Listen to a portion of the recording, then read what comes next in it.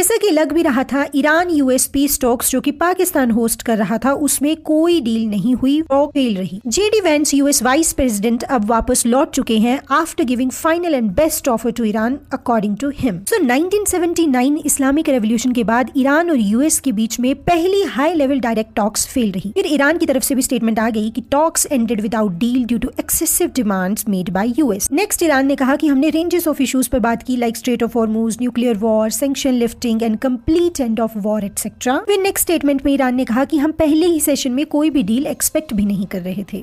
सो फिलहाल कोई डील नहीं हुई है और इस पर ग्लोबल लीडर्स ने दुख भी जताया है। दूसरी तरफ इजराइल के प्राइम मिनिस्टर बेंजामिन नेतन्याहू की स्टेटमेंट आई है कि यूएस एंड इजराइल का ईरान के अगेंस्ट कैंपेन ईरान के nuclear and ballistic missile program को क्रश करने में सफल रहा है।